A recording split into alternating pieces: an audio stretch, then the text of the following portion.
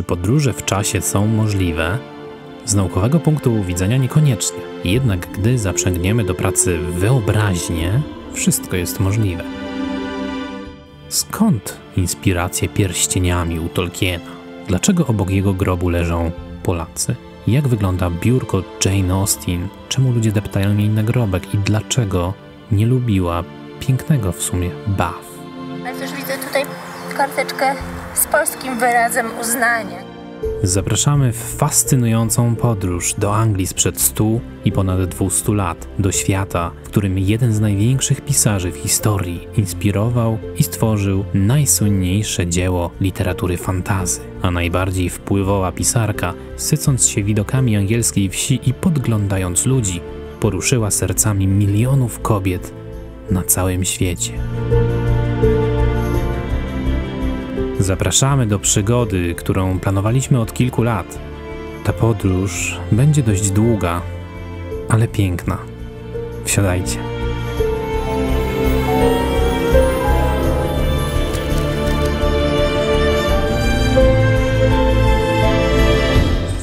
Cześć, pewnie nam nie uwierzycie na słowo, ale jesteśmy w Anglii, a konkretnie w Oksfordzie. Jest ciepło, jest słonecznie. A my rozpoczynamy naszą podróż śladem Tolkiena i Jane Austen. Zaczynamy w Oksfordzie, kończymy w Bath. A rzut kamieniem stąd znajduje się pierwszy dom Tolkiena. Do Oksfordu przyjechaliśmy autokarem z lotniska Luton pod Londynem 2 godziny. To był czas, by podszlifować trochę swój angielski. Nasz nie jest i nigdy nie był płynny i wyższy niż B1. No, może czasami B2 w porywach.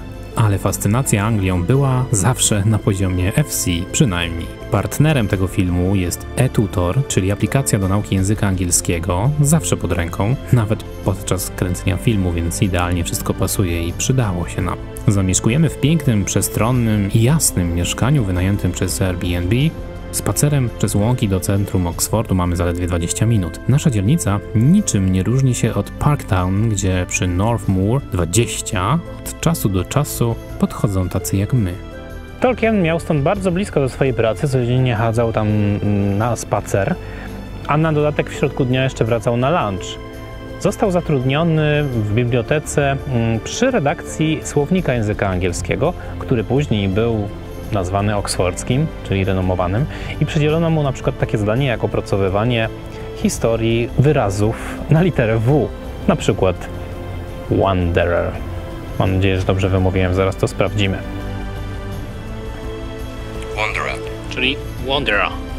O, jakże wymowne, że musiał wiele tygodni pochylić się nad słowem na przykład takim jak wędrowiec, tułacz, szwendacz.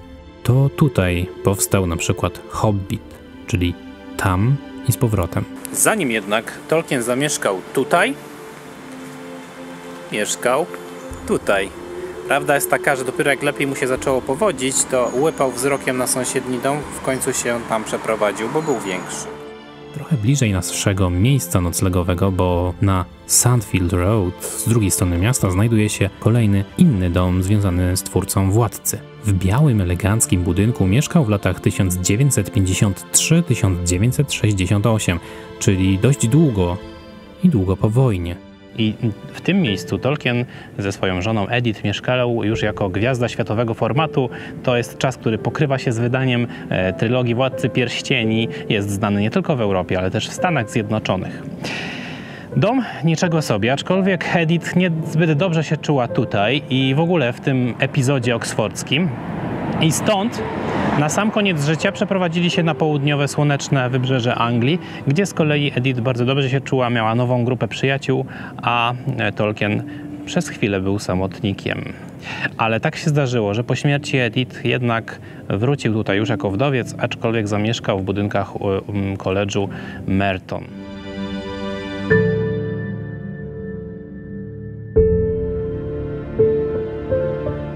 Pomiędzy tymi dwoma domami z epizodem w Leeds, Tolkien i Oxford właściwie stanowili prawie jedno.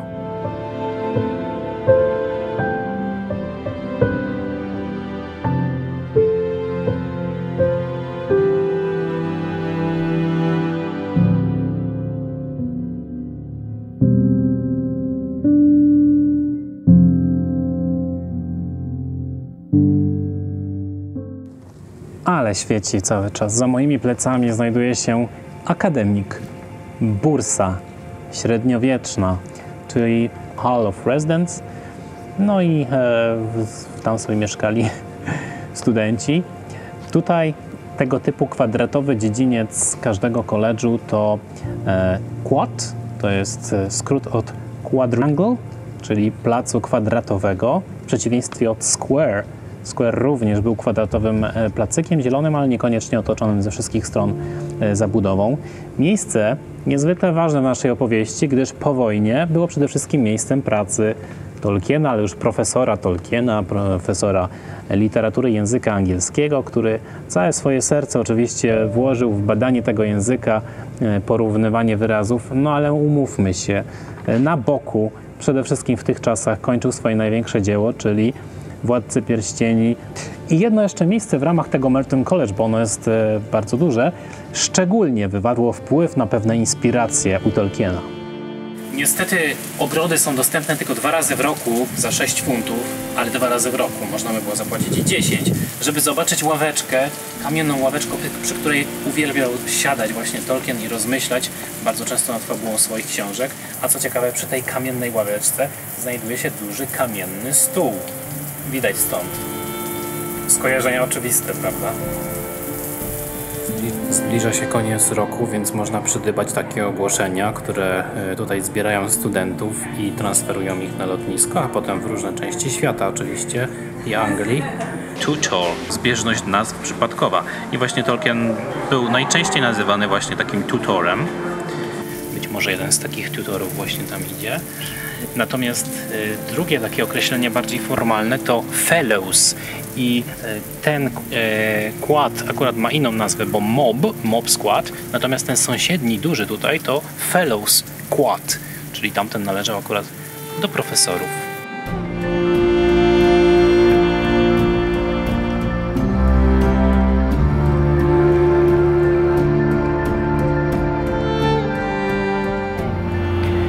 Eagle and Child, chyba jeden z najsłynniejszych pubów Anglii, do którego każdy fan Tolkiena, ale też Lewisa powinien zajrzeć. Bardzo fajne, takie przytulne i bardzo stare wnętrze, w środku którego znajduje się kominek, gdzie spotykali się Icklingowie z Tolkienem i Lewisem na czele i wymieniali swoje opinie, świeże zdania na temat swojej twórczości. Tam też Tolkien czytał po raz pierwszy swoje dzieła, m.in. Władcę Pierścieni. Żeby usiąść przy kominku tam, gdzie Icklingowie siadali, to trzeba mieć szczęście. Oczywiście nie było miejsca. Ale miejsce jest niezwykłe. Dzisiaj studenci Uniwersytetu Oksfordzkiego wciąż przychodzą tutaj na piwko. Choć bliżej stąd, na miejsce wiecznego spoczynku Tolkiena i Edith, gdzie zarejestrowaliśmy niesamowicie osobliwą chwilę, ale o tym za moment, to pospacerujmy jeszcze w głąb tych ponad 500 czy 600-letnich budynków, które jak stały, tak stoją. I to jest niesamowity powab Oksfordu. To są mury, które naprawdę mogą działać na wyobraźnię. I działały. Tourist. Only like a tourist because it is interesting.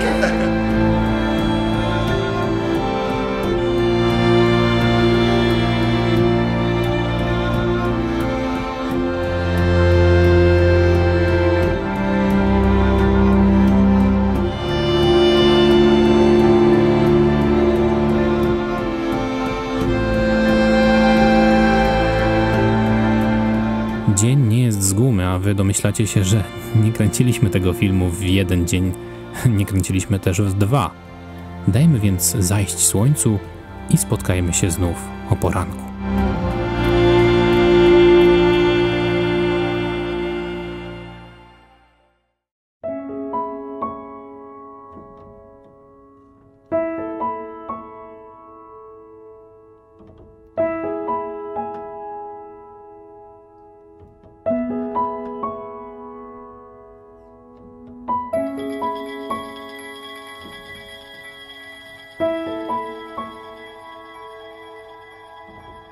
Panie i panowie, a oto królowa brytyjskich rzek, Tamiza. Tak wygląda Tamiza poza Londynem. Z Tamizą jest super ciekawa historia. Mianowicie wypływa właściwie kilkadziesiąt kilometrów od morza po drugiej stronie wyspy, czyli tam bliżej Irlandzkiego, a wpływa do Północnego. Czyli właściwie jakby przed lodowcem płynęła na zachód, to by była mega nieznaną rzeką. Charakterystyczne dla Oxfordu są wyścigi właśnie takimi łodziami i cały czas studenci trenują.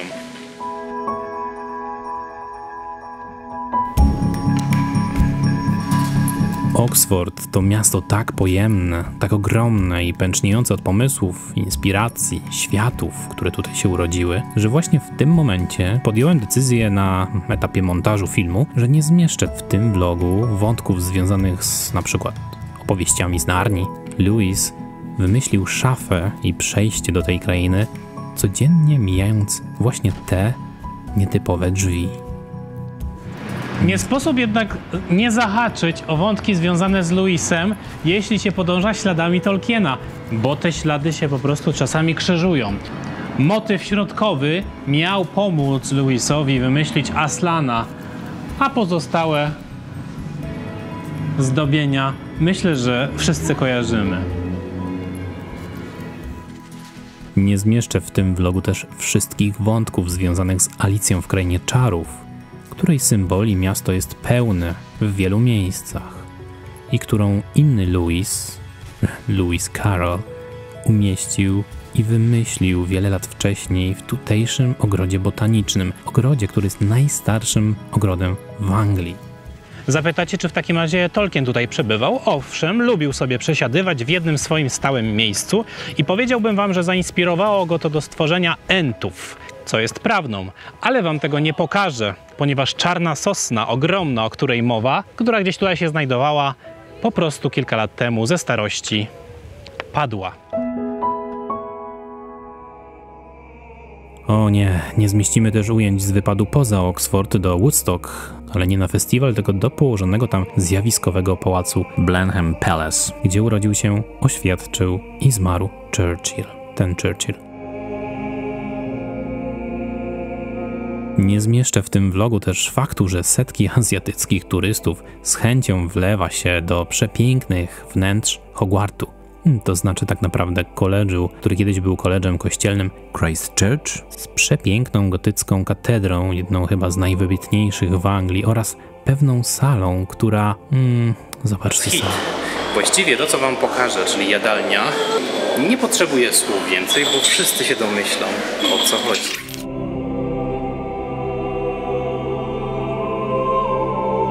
Jadalnia działa dalej, pełni swoją właściwą rolę, dlatego 2 razy w ciągu dnia zwiedzanie jest wyłączone, bo ktoś musi tutaj jeść albo inne rzeczy robić mniej mugolskie. Nie zmieścimy też więcej tradycyjnych pie and mash, nie zmieścimy zarówno do vloga, jak i tak naprawdę. Tego wszystkiego niestety nie zmieścimy w tym filmie, ale koniecznie dajcie nam znać, czy chcecie osobny odcinek o niepublikowanych miejscach, bo naprawdę już widzę, że dużo się odłożyło. Macie władzę, możecie decydować. Tonight I'll sleep in this old house where dreams were built up from the ground, a castle built up in the clouds eventually must fall. To już Muzeum Ashmolean i coś, co koniecznie musicie zobaczyć. Coś, co każdemu odwiedzającemu Oxford, ale też Tolkienowi, kojarzyło się z czymś ewidentnie i nie dawało spokoju. Wpatrywał w nie, aż w końcu coś wymyślił.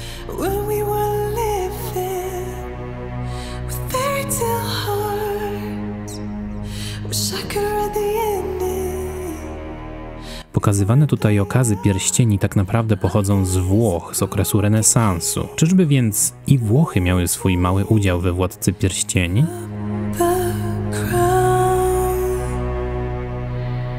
To już ten moment filmu. Zmierzamy na północ miasta, na cmentarz. Różnicę między tym słowem cemetery a graveyard wytłumaczymy za chwilę. Teraz skupmy się na tym miejscu, bo jest ono niezwykłe. Choć zwykłe. Grób jest skromny. Właściwie wtapia się w otoczenie, gdyby nie znaczki, które tutaj kierują. Myślę, że nieświadomy odwiedzający nawet by o tym nie wiedział. Jest napisane Edith Tolkien w pierwszej kolejności i oczywiście John, ale pod imionami i nazwiskami jest jeszcze Luthien i Beren Lúthien, czyli imiona poematu, który miłosnego, o trochę smutnej miłości, który oczywiście wynikał z historii, zwłaszcza początkowej, małżonków. Ludzie zostawiają tutaj mnóstwo kamyczków, rozumiem, że to kamyczki pamięci. Są też monety. Wszystko to symbolizuje, jak ważne dla niektórych jest to miejsce, bo przychodzą na grób kogoś, kto swoją twórczością wpisał się na zawsze we wiele pokoleń, ale nie byłoby tego wszystkiego, tego jego twórczości właśnie, gdyby nie ważny epizod oksfordzki. Są też karteczki. Gracias por tus palabras, czyli dziękuję za twoje słowa, ale też widzę tutaj karteczkę z polskim wyrazem uznania. Gdzieś jest miejsce, gdzie Tolkien i jego żona zawsze będą się bawić razem. Co ciekawe, na tym cmentarzu znajduje się kwartał polski. Dosłownie tutaj obok grobu Tolkiena znaleźliśmy taki grób, może ktoś kojarzy, Adam Ignacy Koc, pułkownik Wojska Polskiego, minister, senator RP, Suwałczanin.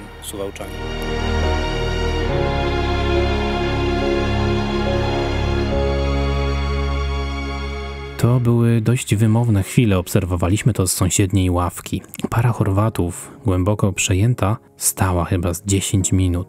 Hiszpanie, którzy zaczęli nucić elfickie pieśni, bardzo autentycznie. 2 Amerykanki, z których jedna wyraźnie zapłakała. Postanowiliśmy też zostawić coś od siebie. Szkic Śródziemia z podziękowaniami za ten cały świat, za świat, który wymyślił z pomocą Oksfordu. I te cenne wartości humanistyczne, duchowe, religijne, które umiał w nim przemycić w sposób subtelny i uniwersalny. Podobno każdy, kto przemierzy szlak Tolkiena w Oksfordzie, zapragnie jeszcze raz przeczytać jego trylogię, nawet jeśli czytałby 10 razy. My też.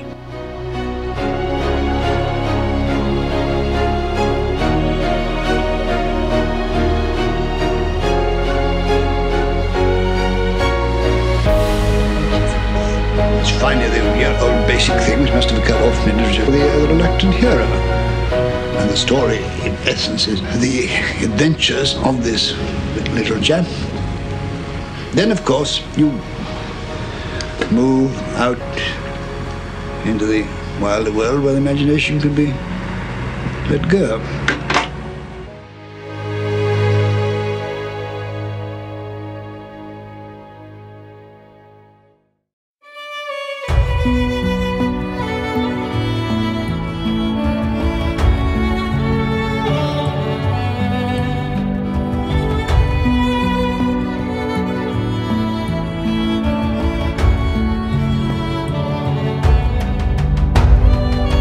Zmieniamy klimat i szerokość geograficzną, po raz pierwszy mając styczność z angielską prowincją, angielską wsią, English Landscape, English Cottage, około 100 km na południe i około 100 lat wcześniej.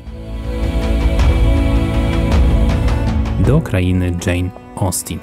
Tylko spójrzcie, czy tego krajobrazu można nie lubić?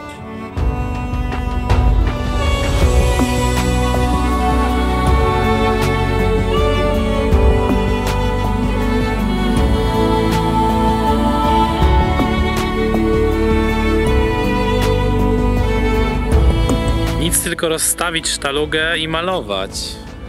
Tak szczerze, to nie zobaczylibyśmy tego wszystkiego, gdyby nie oni. Przyjeżdża po nas Karolina, Michał i Jaś, nasi czytelnicy, sami kochający podróże i kreatywne wzrastanie w małżeństwie, jak tłumaczą, i zaoferowali nam swoją pomoc. To nie było wcześniej planowane, przynajmniej miesiąc temu, ale potem zupełnie naturalnie pojawiła się okazja spotkać z naszymi czytelnikami, którzy nam dzisiaj zorganizowali dzień. Pomiędzy pierwszym a drugim etapem oddajemy się im i zobaczyliśmy m.in. okolice Basildon Park, a teraz jesteśmy przy Highclere Castle. Po drodze więc zaglądamy do posiadłości, gdzie kręcono nasz ukochany serial Downton Abbey. Niestety tego dnia nie była otwarta cała posiadłość dla zwiedzających, nie szkodzi. Ale też zahaczamy o Basildon Park. Być może kojarzycie ten pałac z pięknego filmu sprzed dość niedawna. Opuściliśmy już Oxford i miejsca związane z Tolkienem i jesteśmy tutaj w takim uroczym miejscu i okolicy pięknej. Za nami Basildon i to jest miejsce związane już z Jane Austen, ale nie bezpośrednio, tylko poprzez ekranizację, ostatnią ekranizację jej powieści Dumy i Uprzedzenia. I ten pałac właśnie był tłem wielu wydarzeń, które działy się w tym filmie i w tej książce. Mijamy Stonehenge, oglądając go z okna. Wszyscy zwalniają do 20 chyba kilometrów na godzinę. To podobno jedna z tych atrakcji, która może rozczarować, więc niekoniecznie żałujemy, kiedyś sprawdzimy sami. Zachwycamy się potężną katedrą w Salisbury z największą w Wielkiej Brytanii wieżą kościelną. Salisbury nie ma nic wspólnego z Jane Austen, chyba, ale Winchester już tak. Hrabstwo Hampshire całe żyje dziedzictwem słynnej pisarki. Nie do końca zwracaliśmy na to uwagę, bo bardzo często ta Jane Austen się gdzieś tam przewijała w różnych miejscach, czy to puby, czy jakieś domy. Anglicy bardzo lubią takie miejsca i jeżeli tylko są, to starają się to jak najbardziej pokazać. Jane Austen była mistrzynią obserwacji i przenoszenia na papier ludzkich zachowań, charakterów oraz uczuć i skomplikowanych nieraz relacji damsko-męskich. Duma i uprzedzenie, rozważna i romantyczna, opactwo Northanger, Mansfield Park, Emma, perswazję. Któż nie zna tych powieści, albo przynajmniej ich ekranizacji? Było ich przecież, całkiem sporo. Tym razem jednak historię Jane i miejsc z nią związanych opowiemy od końca. Winchester, do którego niezbyt dobrze się przygotowaliśmy, tak szczerze, okazało się cenniejsze niż sądziliśmy. To dawna stolica Anglii, jedno z ważniejszych jej miast. Tutaj przechowywana jest średniowieczna kopia stołu króla Artura, tego okrągłego stołu. Niektórzy badacze zresztą w Winchester właśnie lokują mityczny Camelot, ale to już historia na innego vloga znowu. Kroki miłośników Jane Austen i tych, którzy podążają jej śladem, kierują się do katedry. Katedry, która sama w sobie rzuca na kolana. W ogóle angielskie kościoły są zjawiskowe.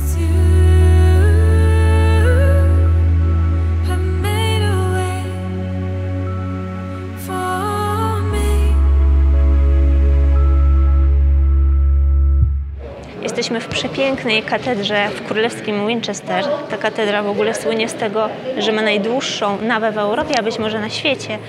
Ale nie tylko jej piękno nas tutaj przygnało, ale także to, że pochowana tutaj została Jane Austen. Tutaj właśnie z tyłu znajduje się pamiątkowa taka tablica bardzo zdobna, która została ufundowana przez jej wydawców. Natomiast Jane Austen została pochowana dokładnie tutaj, pod tą płytą zlokalizowaną na ziemi. Ostatnie 7 miesięcy życia spędziła w takim oto żółtym domku, tutaj właśnie w Winchester. Zmarła w wieku 41 lat, bardzo młodo, najprawdopodobniej na raka krwi. Jeszcze taka ciekawostka, na jej pogrzebie było tylko 4 osoby. Być może dlatego, że tak naprawdę swoje powieści wydawała pod pseudonimem, no bo jak wiadomo, kobiety wówczas nie za bardzo mogły być pisarkami.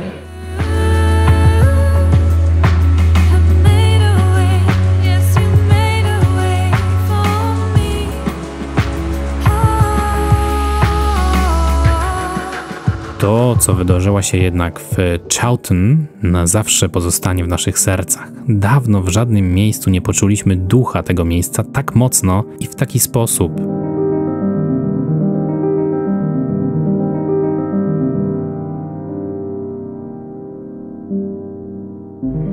Jane zamieszkała w Chawton wraz ze swoją matką oraz siostrą Cassandrą w 1809 roku. Spędziła tutaj ostatnie 8 lat swojego krótkiego życia i spójrzcie sami, na jakim małym stoliku musiała tworzyć.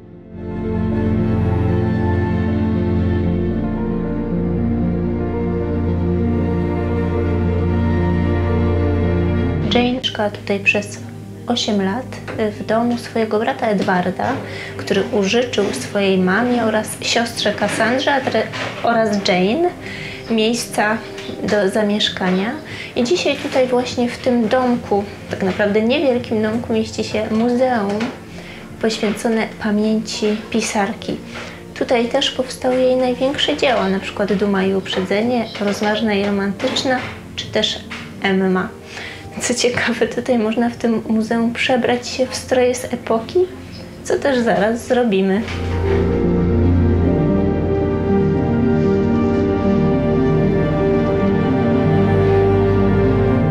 Być może nie wszyscy czują czy kochają te klimaty i te czasy tak jak my, ale jeśli dotarliście do tego momentu, zaryzykuję stwierdzenie, że wy akurat podzielacie nasze pasje i zainteresowania. Bardzo chcieliśmy przeżyć tę podróż nie tyle podwójnie, co potrójnie, intensywnie. Stąd nasze stroje, stąd zabawa konwencją, jak w tym przypadku.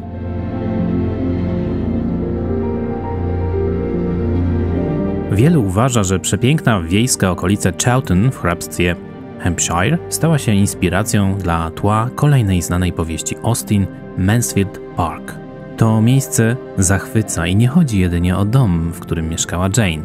Krótkim spacerem dochodzimy do Chawton House, w którym również Jane bywała, najczęściej na herbatce.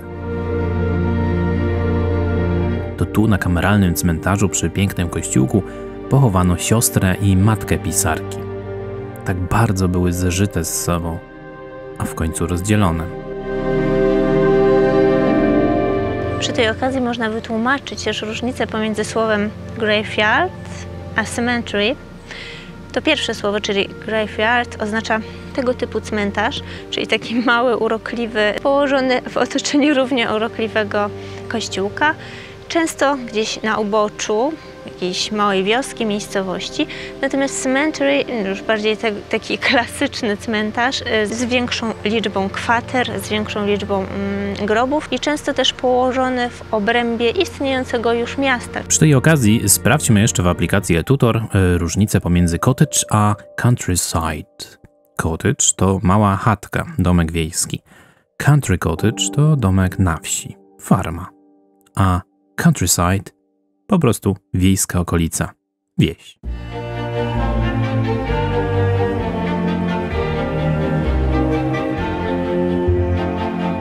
Ostatni punkt programu. Pociąg Southampton do Bath jest drogi, ponad 50 funtów w jedną stronę. Skutecznie buduje to obraz drogiej angielskiej kolei. Podróż trwa niecałe 2 godziny. W czasach Jane był to 1 dzień z krótkim postojem na odpoczynek koni w okolicach Salisbury. Wjeżdżamy do miasta i już wiemy, że będzie pięknie. Austen opisuje przyjazd głównej bohaterki opactwa Northanger do Bath w taki oto sposób.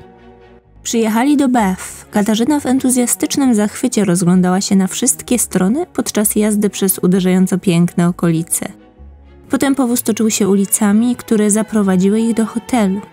Wkrótce rozlokowali się w wygodnych apartamentach przy ulicy Pulteney.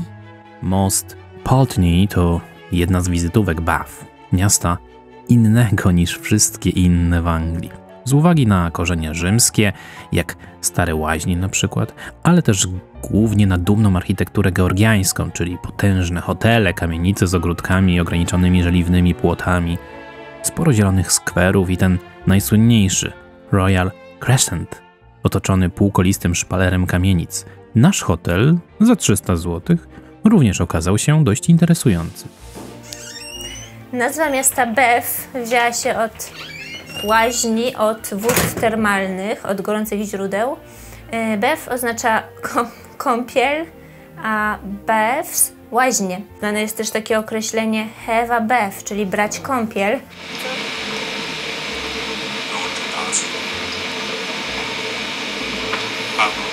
To zaraz też zrobimy, ale nie w łaźniach, tylko w naszej łazience, hoteliku, do którego właśnie przyszliśmy. Jest to hotelik wybudowany w stylu georgiańskim, bardzo charakterystycznym dla tego miejsca. Jeszcze jeden wyróżnik Bath. Bardzo mało miast w Anglii jest położonych na wzgórzach, dolinach, w związku z czym ma punkty widokowe. Bath ma dużo punktów widokowych. Idziemy na jeden z nich w Alexandra Park.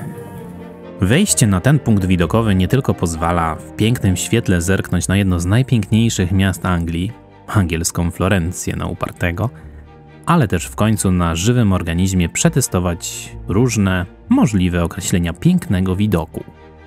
Po angielsku. Unforgettable. The view was breathtaking.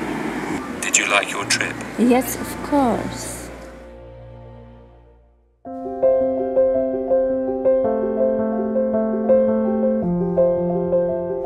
Obok Winchester kolejnym ważnym miejskim epizodem w życiu Jane Austen było Bath właśnie.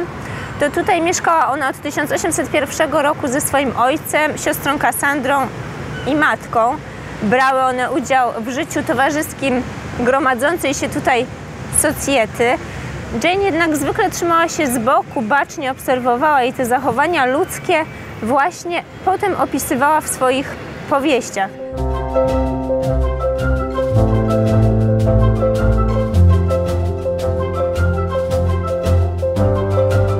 W sąsiedztwie tego niewielkiego parku, za tym drzewem, mieści się budynek, w którym dzisiaj znajduje się niewielkie muzeum poświęcone Jane Austen.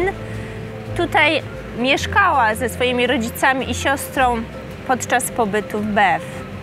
Hello, ladies and gentlemen, and welcome to the Jane Austen Centre, where you can meet Jane Austen herself. And we also have a writing room where you can try your hand at writing with coloured ink, and you can also meet me, Colonel Brandon, if you'd like to, and I'd very much like to meet you, so please feel free to come to the Jane Austen Centre in Bath and come and say hello to us. Thank you very much. Ania, naprawdę pierwszy raz? Tak, naprawdę pierwszy Wow! You are talented! Bath wytwarza magiczną atmosferę za dnia i wieczorem. To był 7. dzień naszej podróży i 7. bez kropli deszczu. Spotykamy się z Marcinem Jankowskim i jego żoną Ireną, świetnym fotografem i kolejnym Polakiem mieszkającym w Anglii, który postanowił nas wesprzeć. Zrobiliśmy sobie pamiątkową sesję w The Circus. To okrągły plac w kształcie koła, idealny do sesji zdjęciowych lokowanych w dowolnym okresie historycznym.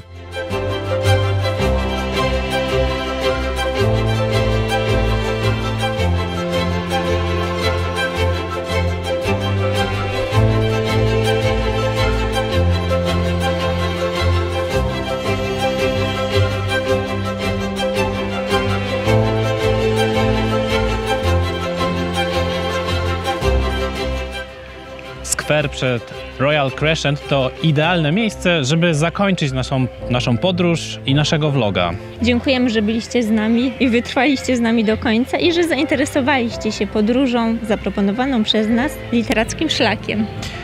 Mamy kilka jeszcze innych pomysłów na podobne filmy, natomiast ten zajął nam naprawdę sporo czasu i sporo pracy, dlatego albo Was poprosimy o to, żebyście skomentowali, dali łapkę w górę, albo przekazali komu trzeba, czyli fanom twórczości Jane Austen lub Tolkiena i będzie nam bardzo miło. Do zobaczenia w następnym odcinku. Czy podróże w czasie są możliwe? Powtórzmy pytanie. Według naukowego punktu widzenia nie, ale jeśli zaprzęgniecie do swojej podróży pasję, trochę kreatywności i przede wszystkim głęboką wyobraźnię, będziecie w stanie skonstruować swoją własną maszynę czasu. W tej literackiej podróży podobało nam się wszystko.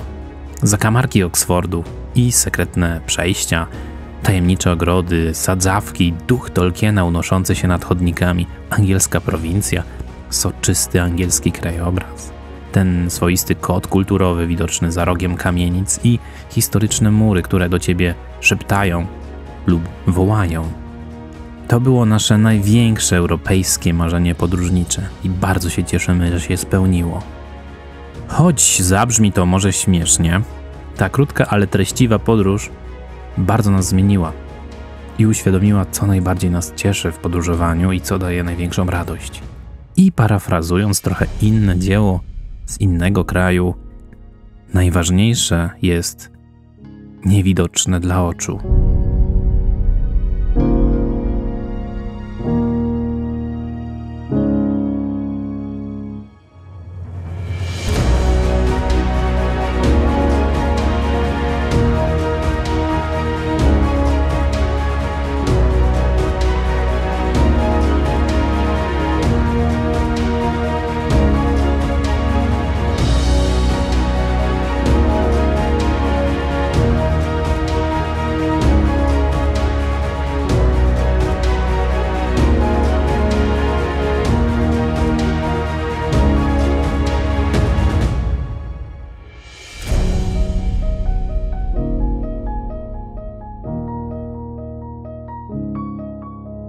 Cemetery. Graveyard. Have a bath. Medieval. Palace. Abbey. Cottage. Countryside. Middle Earth.